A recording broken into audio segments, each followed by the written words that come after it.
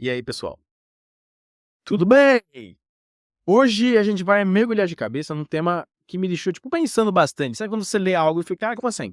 É sobre teologia, mas a parada é, será que a gente consegue mesmo entender as coisas de Deus? Nossa, essa é uma pergunta que a galera se faz há séculos, né? Um mistério, né? Tipo, como explicar, colocar em palavras algo que, sei lá, tá além da nossa capacidade de entender. É isso aí. E o texto que a gente vai desvendar hoje, ele já começa com essa provocação. Ele chama texto colado.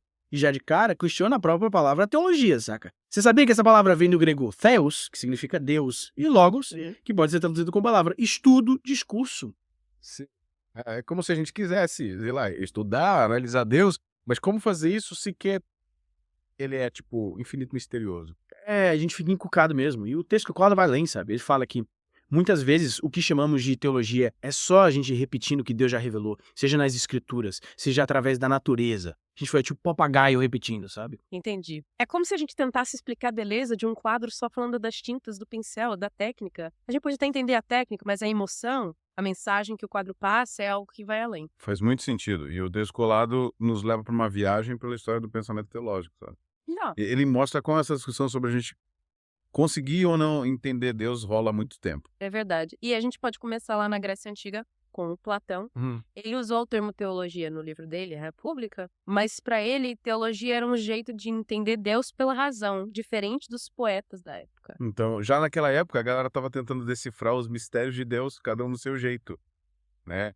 Uns pela razão, outros pela poesia, outros pela fé. Exatamente. E essa busca continuou com Aristóteles, que era aluno do Platão.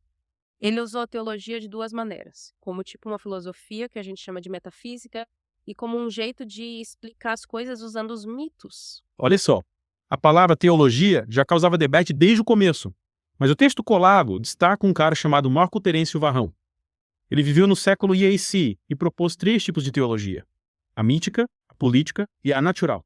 E sabe o que é mais legal? O Santo Agostinho, um dos grandes nomes da Igreja Católica, curtia a ideia da teologia natural do Varão. Ou seja, a gente pode entender Deus observando a natureza. Mas aí, pensando naquela pergunta inicial, será que a gente, entendendo as coisas através da natureza ou das escrituras, chega realmente em Deus? Ou a gente só entende as coisas que ele criou? É como se a gente achasse que entende o artista só por ver as obras dele sem nunca ter falado com ele. É uma questão profunda, né? E o texto colado segue nessa viagem pela história da teologia, falando do Leibniz, um filósofo do século XVIII, que via a teologia como teodiceia, que é, investigar o problema do mal e a bondade de Deus. E aí a gente vê como a teologia vai se desenvolvendo, se dividindo em várias escolas de pensamento, cada uma com sua interpretação, sua visão. E o texto colado menciona essa variedade toda: teologia agnóstica, teologia da libertação, teologia moral, teologia da prosperidade. Nossa. É muita coisa. Aí eu fico pensando, será que com tanta interpretação diferente a gente não se perde na busca por Deus? E é exatamente isso que o texto colado critica. E fala, toda essa variedade de teologias mostra que a verdade se perdeu no meio de tantas opiniões humanas sobre o que Deus revelou. Caramba. O texto questiona essa mania de querer colocar Deus em caixinhas, sabe? Como se a gente pudesse controlar o mistério divino. É isso. E aí ele defende a ideia da sola escritura, que basicamente diz que só as escrituras sagradas são fonte confiável, para a gente entender a verdade sobre Deus. Ou seja, a gente tem que voltar para a fonte da palavra original sem tentar moldar Deus à nossa imagem, né? Exato. E essa é uma baita provocação porque nos faz questionar nossas próprias interpretações, os sistemas que criamos e a buscar a verdade na fonte original. Puxa vida, esse texto colado realmente abre a nossa mente.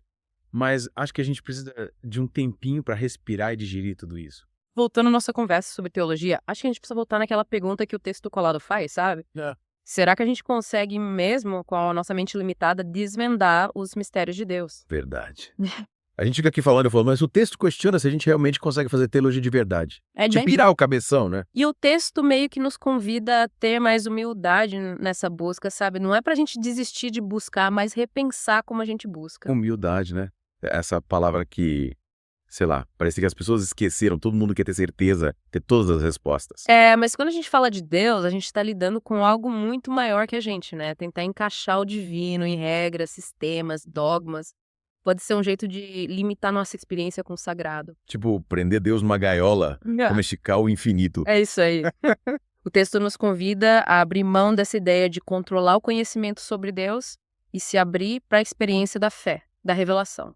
E aí voltamos para a sola escritura, né?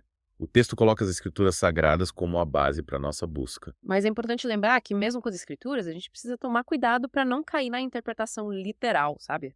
Na rigidez. As escrituras são um texto vivo, que precisa ser interpretado pensando no contexto histórico, cultural e principalmente com a ajuda do Espírito Santo. Então a gente não pode ler a Bíblia como se fosse um manual de instruções, né? Não. A gente precisa buscar o significado, a mensagem que Deus quer passar pra gente. Então a gente usa a razão, o contexto histórico, a orientação do Espírito Santo, tem muita coisa, hein? Mas é essa busca, essa abertura para o mistério que faz a nossa fé ser tão rica, tão profunda. Que o texto colado serve como um alerta para a gente não achar que a gente é o dono da verdade, sabe? Que a gente consegue controlar o mistério de Deus. Com certeza. Uhum. E essa humildade que o texto fala não significa ser passivo. A gente continua buscando, estudando, refletindo, mas sempre sabendo que a gente está diante de um mistério que é maior que a gente. É como a gente, um grãozinho de areia, tentando entender a imensidão do deserto. Perfeito. E a beleza da fé está justamente nessa busca, nessa abertura para o mistério, para o desconhecido. E essa busca não é solitária, né? A gente tem as escrituras, a comunidade, o Espírito Santo e, claro, a graça de Deus nos guiando. É verdade. E aí eu lembrei daquela conversa sobre a palavra teologia, com logos significando palavra. Será que teologia pode ser, tipo, um jeito de conversar com Deus? Acho que ainda é interessante. É como se a teologia fosse um diálogo, né? A gente conversa com Deus através das escrituras, compartilha nossas dúvidas, reflexões. Exatamente. A teologia não é só um estudo frio, distante, mas um processo vivo que nos coloca em contato com o mistério de Deus e nos transforma nesse caminho. No final das contas, o que importa é a gente se abrir para a experiência da fé, para o encontro com Deus. Ter todas as respostas não é o mais importante. Com certeza. Acho que a gente pode dizer que a teologia não é um fim em si mesma, mas um caminho que nos leva para o encontro com Deus. Que bonito! Acho que isso resume tudo que a gente conversou hoje. A gente não pode se perder nos detalhes e esquecer do principal. A busca por Deus, a fé, a transformação que acontece dentro da gente. É verdade. A teologia é uma ferramenta poderosa nesse caminho, mas a gente precisa usá-la com sabedoria, humildade e com o coração aberto para o mistério. Nossa, que conversa profunda a gente teve hoje. Acho que eu vou precisar de um tempo para pensar em tudo isso. Eu também.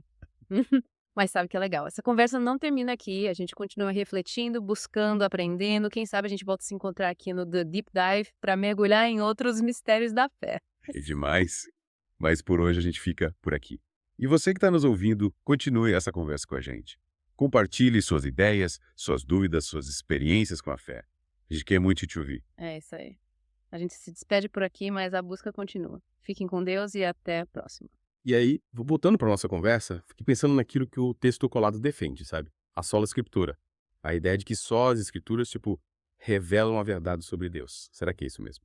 O texto dá muita ênfase para as escrituras, né? Mas e aí?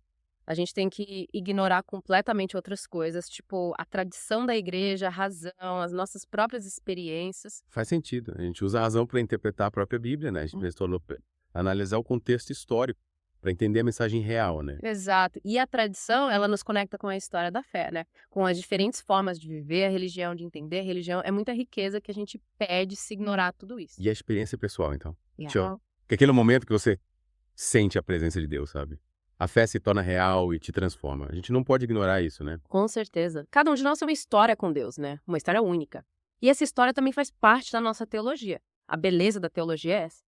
Usar tudo que Deus nos deu, a razão, a tradição, a experiência, para buscar Ele, sempre com a ajuda do Espírito Santo. Então a gente não precisa se prender a uma única fonte. Podemos usar tudo que a gente tiver para entender melhor Deus, seus mistérios.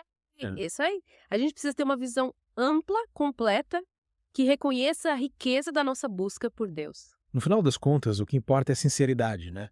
O desejo de conhecer Deus, de se aproximar dele. Os caminhos, as ferramentas podem ser diferentes, mas o objetivo é o mesmo. O encontro com Deus e a transformação que ele faz na gente. Que bonito. Você resumiu tudo. A teologia, no fundo, não é um fim em si mesma. É um caminho que nos leva para Deus. Um caminho que a gente percorre com humildade, com o coração aberto. E como a gente falou lá no começo, essa busca não é solitária. A gente tem as escrituras, a tradição, a razão, a experiência, a comunidade e, principalmente, a graça de Deus guiando a gente. É isso aí. Que essa conversa nos inspire a buscar Deus de todo o coração, com toda a nossa mente, com todo o nosso ser. Valeu pela companhia, pessoal. Esperamos que esse mergulho na teologia tenha inspirado vocês a continuar essa busca, a se aprofundar nesse mistério que nos fascina e transforma a gente. Fiquem com Deus e até a próxima.